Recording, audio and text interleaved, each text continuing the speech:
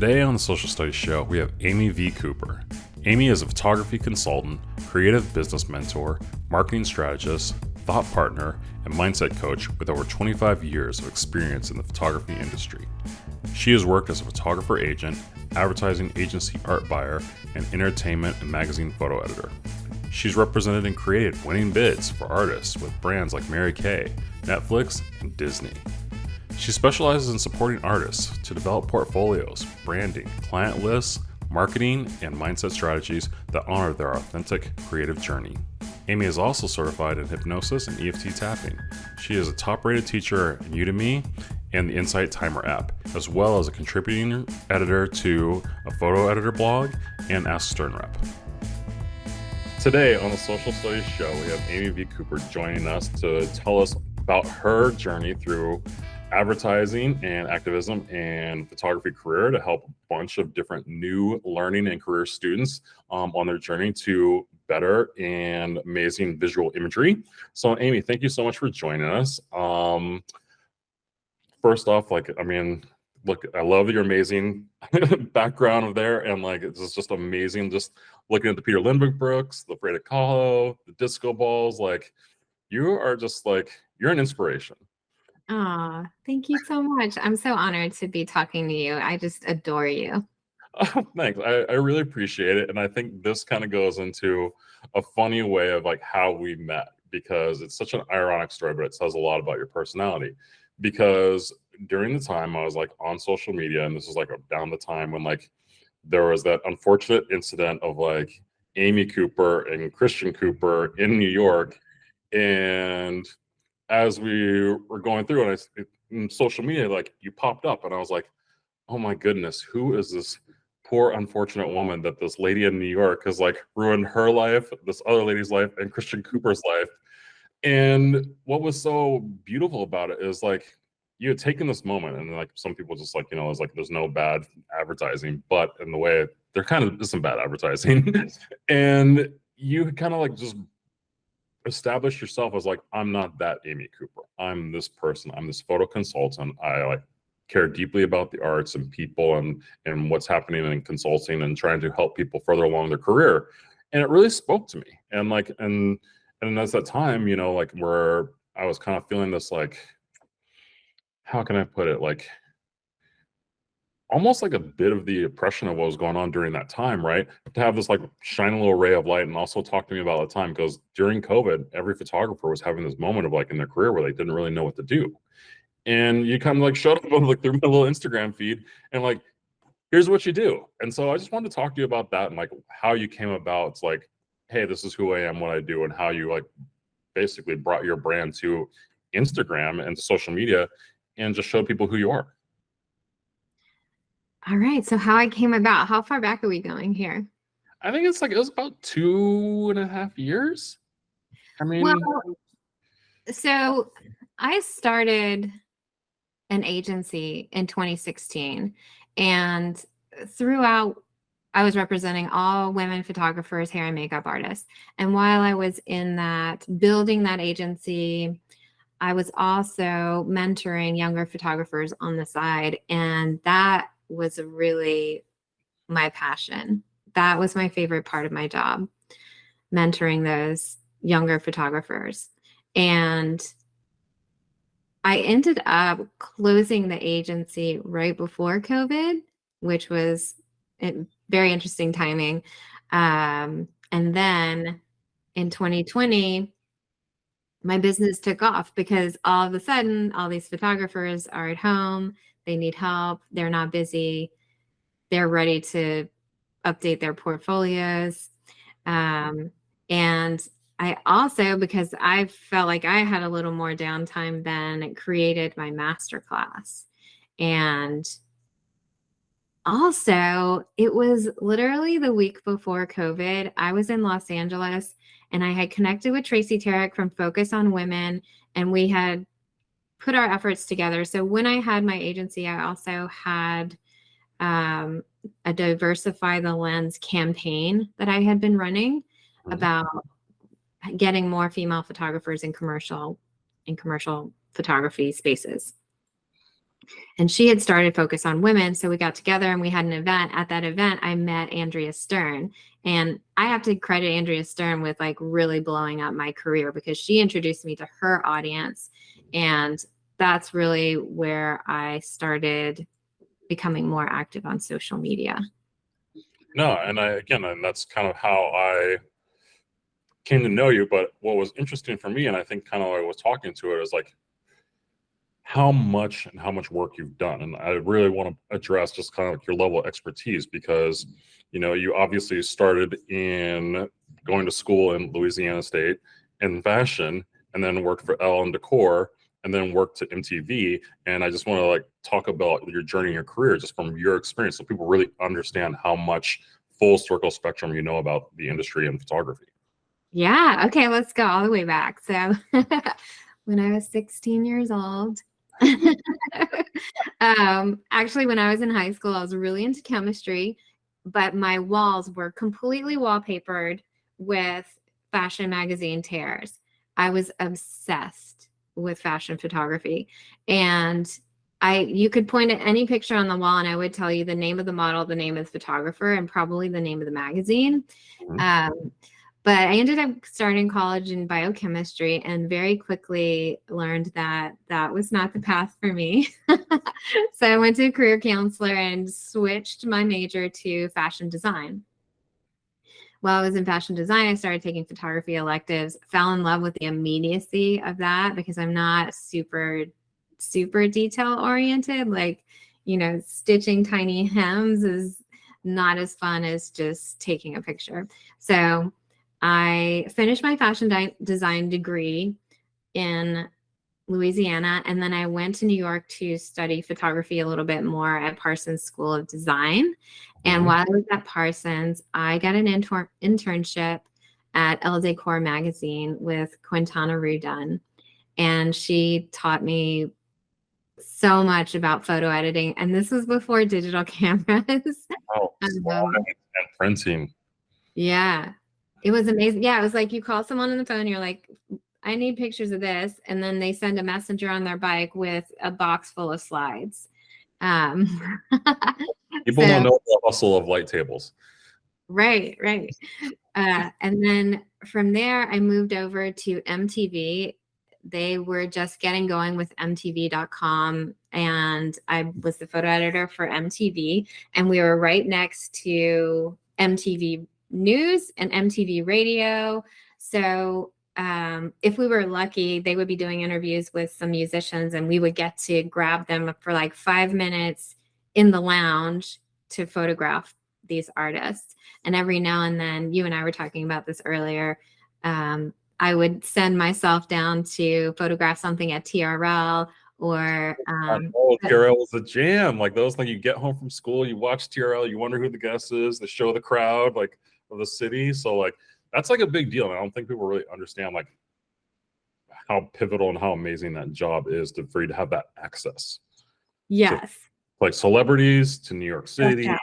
to production of understanding all those different levels. So when I think when it comes to your experience, like that's such a convergence of things, right? Yes.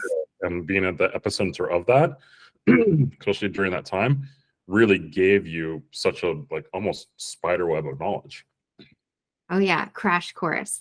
Because I was hiring photographers. I was going to events. I was going to spring break in Miami. I was shooting and hiring people to shoot shows like the Osbournes. I was the photo editor at the time of the Super Bowl thing with Justin Timberlake and Janet Jackson. Like that was an MTV production. Wow. Yeah, definitely learned a lot about production and editing, and all the while having to learn about digital and archiving and formats. And yeah, it was incredible. So after MTV, I wanted to go out on my own as a photographer and get back to my passion, which was fashion photography. So I became a freelancer at the worst possible time in the economy. It was like 2006 to 2008. And all the record labels who used to fly me around, spare no expense, were now like, no one had any money, the writers strike. So I actually, that was also the 2008 election, and that was Obama. And I've always been politically minded. So I became more concerned about the election than making money. um, and then I was just kind of like, I think I'm done with New York. There was someone in my family who was having some health struggles, and I wanted to be closer to family. A lot of my family is in Texas, so I moved to Austin, Texas. And my experience really translated to advertising because, unfortunately, there was not a fashion photography career waiting for me in Texas. Yeah. So I got into advertising and became an art buyer and a digital asset manager. And that was fantastic. And it was great to learn a whole different world. So I had been on every possible side of the camera, working as a photo editor, working as a commercial photographer, and coming into art buying. And I love that so much because I really came into art buying with so much knowledge of what photographers need from an art buyer.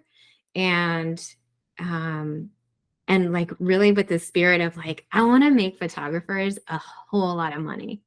Like that's what I got excited about.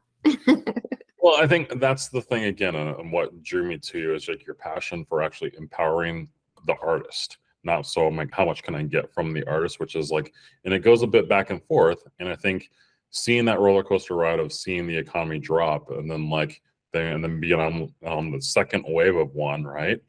And then seeing how that evolution of photography and the photographer business, you've seen it from multiple sides, so that helps in you guiding as far as consulting and helping people like work through it, because like you're like, I've been here before, and you're going to get through it, and I can help you get through it. And I think that's something that's really amazing about your approach, is like you really do give a lot of confidence and positivity in the photographers, where sometimes people don't necessarily get that. And for me, what I like is just it's almost like a spirituality and a void that photographers didn't know that they even needed. Because I'd say for myself, and even just my interaction with you, I'm a Virgo. I'm very like procedurally, I need to do this to get to this, and I need to do that to this.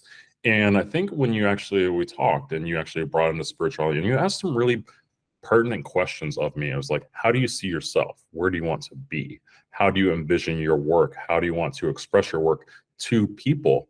And I think when you're dealing with like art buyers and reps and like even your parents or your family or like business people, they don't really ask photographers how they feel about their work and what they actually want to achieve. They're more about like, what can we get? How can we get things done? It's very business minded.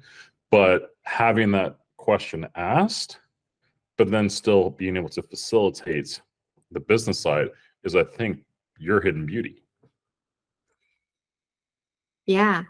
I mean, there are a lot of people out there who consult with photographers, and they'll just jump right in and be like, okay, this is what you need to do. This is what you're going to be good at. This is where you'll make money. Move this around here. But none of that stuff is going to work if it's not lighting the photographer up. And that's the numero uno thing, where I think a lot of people, in trying to advise photographers, they're coming at it with their preconceived notion of where they want the photographer to be, rather than asking the photographer to be. And I think that is a key difference of what you do versus be like, hey, what's your North Star? What do you feel like that? And some people may just want to create stuff and not necessarily make a ton of money or make it stuff. And I think that's what's interesting when you're talking about the whole political spectrum of where you got into that. And then you're like, realize like, oh yeah, but I got to make money too. And I think there's two sides to that. You got to kind of like balance that beam, right? And I think when you see that, but also being like cognizant of that. And so I think that's where like the experience that you're bringing to it helps people be cognizant of it, where they may not be as far as like artists. Well, in the first few years of consulting, I wasn't that cognizant of it. I just wanted to pull up, be like, ooh, I like this, I like this, I like this. And it was all about what I liked. But after being in it for a few years, I understood that what photographers needed was they needed a cheerleader. They needed to get out of their bubble. I mean, those of us who work in our own businesses and we're not around other people and we're just in our heads all the time, we can't really get to where we need to go because we don't have someone asking us the right questions. And I realized also that these photographers needed mindset tools to help them, you know, not fall in too deep. Well, I think what's interesting in that regard, and it's something that I like picked up from Virgil Abloh and doing a couple talks with him, is he has a whole self-funded thing called Postmodern, where he like helps emerging students that, and he has a whole YouTube series where he like puts on there, and it's basically he has a thing called Free Game, and I think in doing that, it kind of like talks about and gives people these roadmaps where I think sometimes like photography, I think here's the thing that people really don't understand necessarily about photography and photographers' careers. You can't really go to like an accounting. It's like, it's not an accounting business where you like learn leadership skills and business skills, like working in a corporate office, right? Because no photographers work in a corporate office. So you miss a lot of that kind of like leadership, mentorship. I've been here before, done that. And that's something for me as a photographer in my own career that's been hard because you're looking for that guidance and roadmap.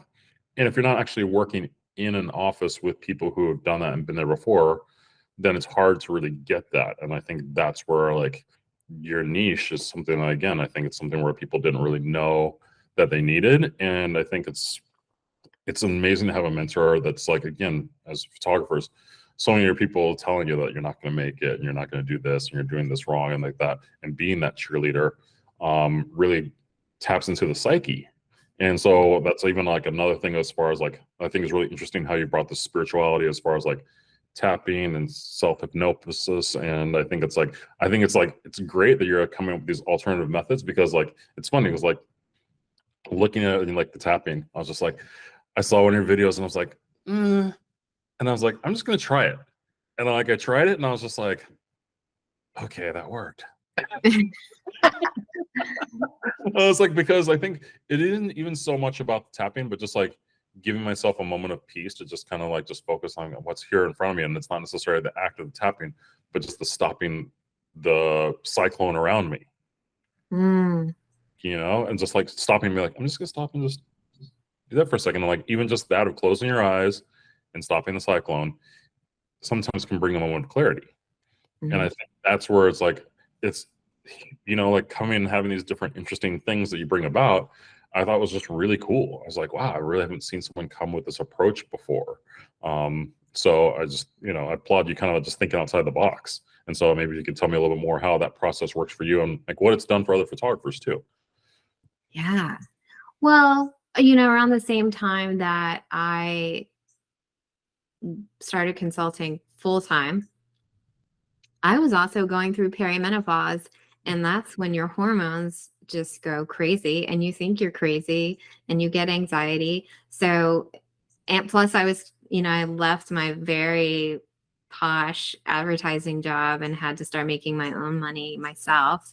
So there was a lot of anxiety coming up, especially for INFJ. So I had to learn these tools for myself just to keep myself going. And then the more I use them, the more I realize how much they could help other people.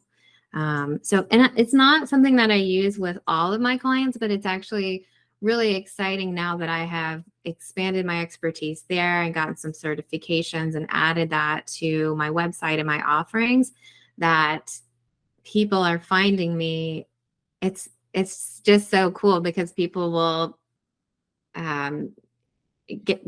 schedule a consultation with me and they'll be like, this is so weird because I'm a photographer, I need what you do, but I was also looking for a life coach, or I'm also struggling with XYZ, and I've never seen anyone who's put it together. So yeah, I think it's awesome. No, it's great. I think, and this is kind of bring me to my next question, right? Is the thinking of a new perspective and putting yourself into like, okay, maybe I can come at this. There's multiple different ways to potentially solve this problem.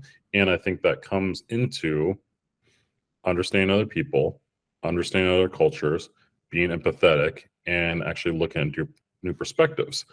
And so one thing that I know that you really care about is looking at the elevation of female photographers and diverse photographers. And I just wanted to hear a little bit about that journey from like, coming up in the 90s and into now where like, you're struggling to get into that world and now you're helping facilitate broaden that world. Well, I was so fortunate that there were some very cool female photographers in fashion when I fell in love with it. So Ellen von Unworth, I was a huge fan, still I'm a huge fan of Sally Mann, even though she's not fashion, and Annie Leibovitz. So that was, that was exciting. Really, I'm like looking at my stack of Ellen von Unworth is what's underneath my computer. So you don't see it all behind me. But when I was in advertising, also when I was working at MTV and going to Parsons, like all my girlfriends were female photographers. So I was just like, oh, we're out here. I didn't really think that much about who was getting the big campaigns.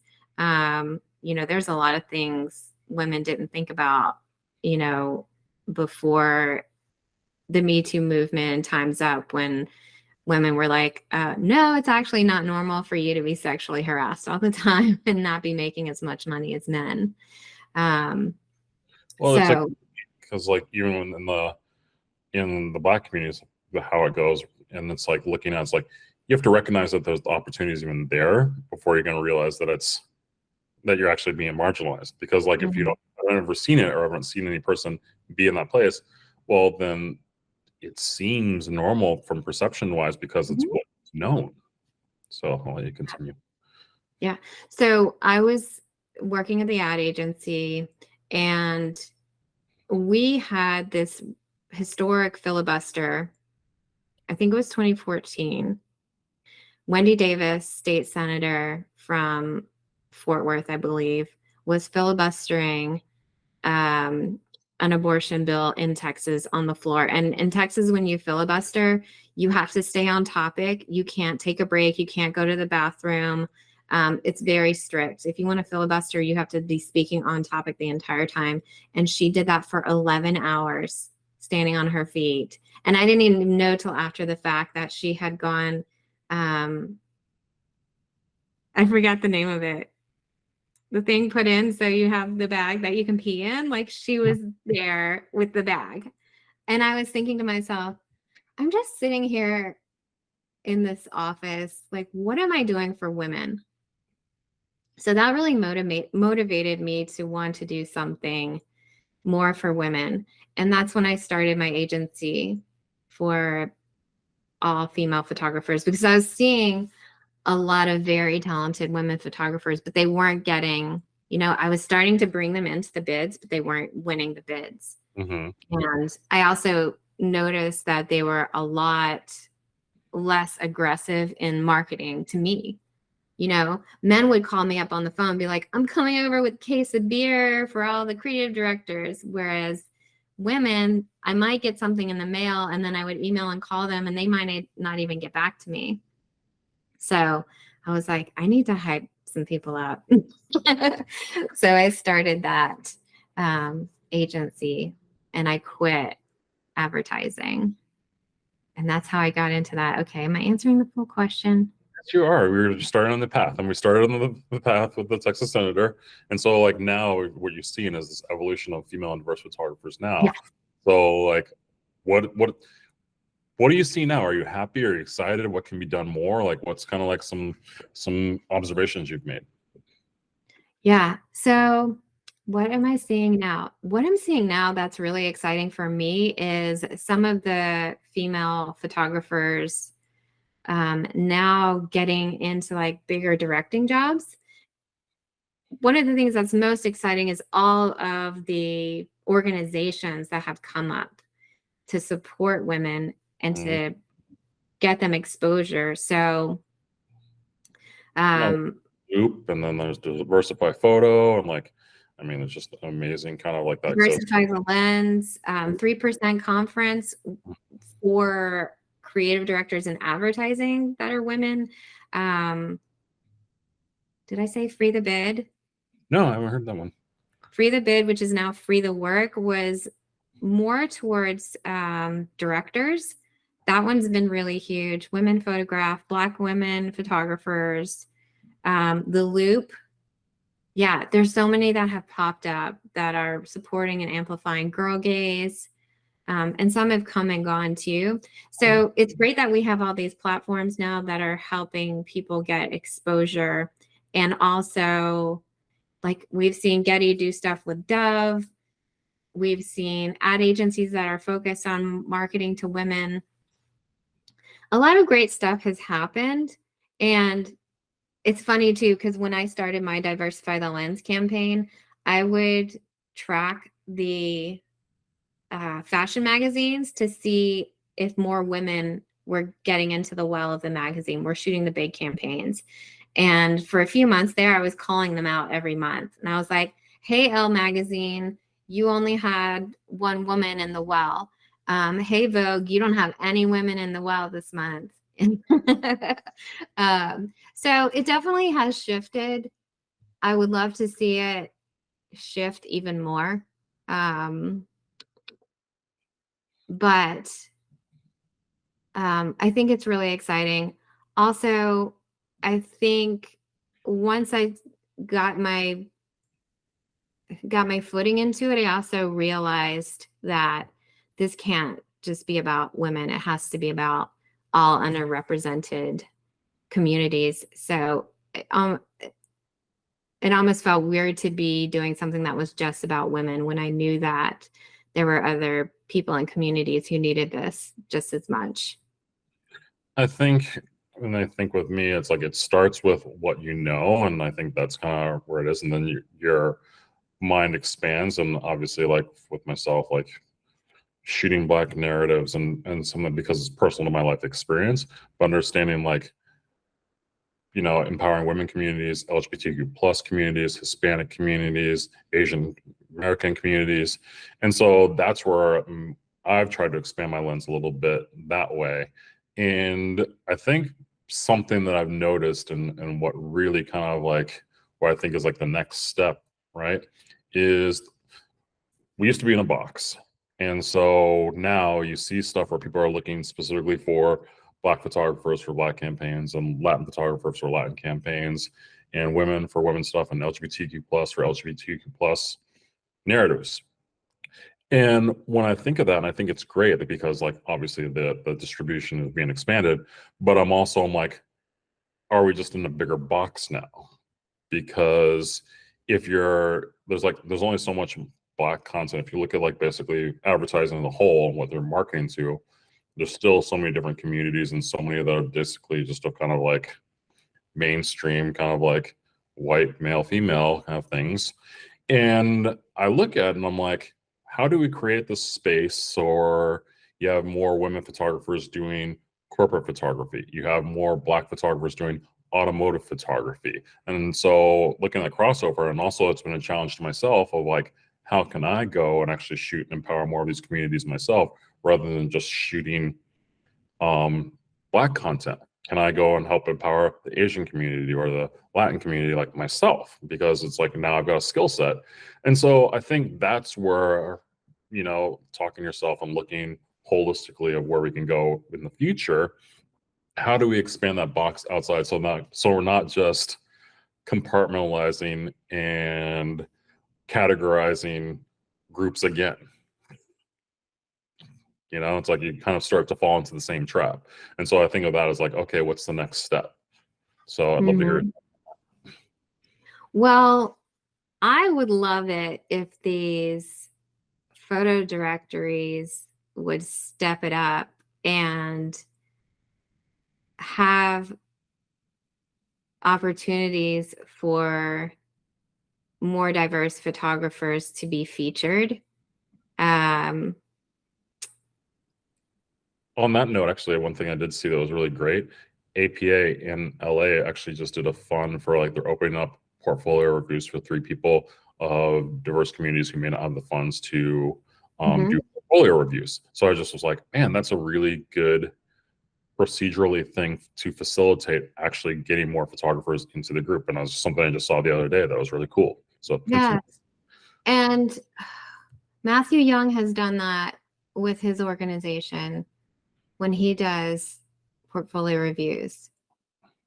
So giving scholarships to people for portfolio reviews, that can be very expensive. So that's one thing. Let's see more scholarships with Palm Springs Photo Festival, with PhotoWorks. And I love what Apostrophe has done with their mentorships. Program. So yeah, seeing agencies do that. Can we do a Palm Springs photo in Inglewood so we can actually do it somewhere where like people would get to? Like, wait, say that again? Like, have the Palm Springs Festival bring it to somewhere into the communities, like as far as like an Inglewood, or like, or a Watts, or like a Chinatown, bring it to somewhere to the communities. I think that'd be a really great way, because like just getting to Palm Springs from like, they just don't have the ability to even like if they wanted to do a portfolio review. So I think actually bringing it to those places might be a way to kind of like go about doing that. Yeah, or have those camera companies pay for the travel and the staying as well. I mean, Palm Springs now it seems to be completely online, and PhotoWorks is online as well. But yeah, that would be great too. No, it's great because like Russell Westbrook actually has a foundation where he's teaching inner city kids in Inglewood how to become drone operators. And it's just something like where you like wouldn't really think about an NBA basketball player, but it's just something how people are going about doing things into the tech world. And so like, I mean, like I just had a guest last week and she was talking about like Black Girls Program. So it's just interesting how technology and entertainment are kind of like starting to fuse that gap a little bit. Yeah. Yeah. So I think that for me, like, that's where I look at like the next step as far as how to go into that realm and just kind of like, again, kind of break those kind of barriers that people kind of put for these types of communities, and think outside the box, because like there's a lot of beautiful work out there from a lot of different talented people that I see every day. And just, I love going through LA and the different types of communities and seeing what people are coming up with. So that to me, it just figures like how to like resonate and get more people engaged. Something I was curious about, just as far as like as an INFJ personality, how do you work through crisis as far as like working with clients and coming from an art buyer side, or just like photographers who are maybe having mental roadblocks? Like, what are some things that you do to kind of like, I guess, smooth out or straighten out that road? I don't know that I would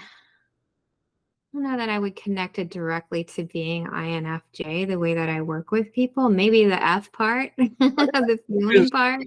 If that's who you are, like holistically who you are as far as like coming out that way. Yeah. I've always been, probably through some childhood trauma or something, I've always been the kind of person that can really anticipate people's needs really well. Also am, when I allow myself to be pretty intuitive. And I've done a lot of work on self-awareness and these somatic modalities that I talk about, that I can recognize when energy is starting to shift in a direction where it shouldn't be, and how to bring myself back from that, as you call it, the cyclone sometimes. So I don't really know how to explain it. It's just a part of who I am, I guess. Well, I mean, I think here's the whole thing. Part of the way to figure out how to avoid the storm is to see that the storm's coming. So I think that's a great thing, especially for like my parents who live in Oklahoma. They're like, okay, storm's coming, you got to go get in the basement. Like it's just things like that. I mean, sure, it applies to Texas as well. So it's, I think, something I like usually kind of sometimes tell people on set, especially new people on set, I think that is like, try and look around and anticipate people's needs. And I sometimes I'm like, if you always do that, if you're always anticipating people's needs in advance, then people will find value in it because they want to keep you around because you're always anticipating needs. And that's something that like a younger kids, they don't really necessarily understand. And it's just like, if you're anticipating needs and people like that, then you're valuable to them. And so that's something like, just I try to impart. I think this has been a great part, and I think we're gonna, as far as like the show goes. And I think one thing I'd love to hear about wrapping it up for you is what artists are inspiring you currently. Yes. Well, I have to shout out some of the photographers that I've worked with directly, who I always keep my eye on. And um, one of them is Alexis Hunley. She's in LA. And I met her at Palm Springs Photo Festival a few years ago. And her career has just skyrocketed since Mhm. I met her. And I'm so excited for her. She went from like showing her portfolio on this tiny little laptop to shooting for Showtime, I think now, really big brands. She's amazing. And she's doing a lot to support her community as well. Um, I love the work of Simone Lewick, who is in St. Paul, Minneapolis. She's got a really unique, wild style. It's so fun. She does portraits and she does a lot of editorial stuff. I love watching Brittany Bravo, who's also in LA. There's so many incredible Chicana photographers who are just getting it right now. I love watching it. I love watching what they're doing for their community, their diversity, but also body diversity, which is incredible. Um, Grichelle Falazgon, who is in Portland, has been doing a lot of athletic stuff. She's killing it right now. One of my clients, Femke Tawari, is in Miami, and she's a Dutch photographer that lives in Miami, but she's really doing a lot to promote women. The thing that I think is so inspiring about Femke is that she is getting out there and doing her marketing and expanding her world of people, and she's sending the emails, and it's just, she makes me want to work harder. I'm so impressed by her. That's And awesome. also she's a little bit older too, which I just love to see, because I do get a lot of clients who are like, I'm 40, I'm all washed up, and I'm like, bitch, stop. You're just getting started. Well, that leads me. Alicia, Oh, sorry. Go ahead. oh no, what were you gonna say? Oh, I just wanted to say, and so I just think for that, when you're talking about the whole marketing and what you're getting them doing and kind of like following their leads, is like one thing I really wanted to share with our audience and there is that you're actually like that you actually have a master class. And as we're concluding and kind of finishing up here, I think would be really great is to be able to, if you watch the show, and I think here's the thing people don't understand, and I like the wealth of information that you have is like basically going to like almost like a graduate school of photography. And I think there's so much stuff out there, there's so much information, and it's hard to discern. But the way that you've broken things down in a very systematic way and very organized and stuff like that, I think people should take your master class. It's really affordable. It's something that's like that helpful for people as far as information. And I would just love to kind of like empower people to help people to kind of direct them people to you. So as we're finishing up the class for here, I think we're going to do a promo for you for whoever finishes the show, and it's social 20 for the coupon. But please go check out Amy's courses and her class, because I know she's been super helpful for me, obviously helpful to all the ladies that she just listed in that, as who's inspiring you. And please go look at their work too. And I just want to say thank you so much, Amy, for coming on the show and just imparting your knowledge. And stay tuned for the next round, because we're going to have a part 2 that really gets into the business side as far as the marketing side. So I want you, all the audience, to stay for that coming up next week. Thanks. Thank you. If you enjoy the Social Studies Show, please hit like and subscribe. If you found the information in the program relevant and insightful, copy the link, share it with your friends. If you are listening on Apple Podcasts, please leave a review. These small gestures help increase the awareness and growth of our show. Thank you.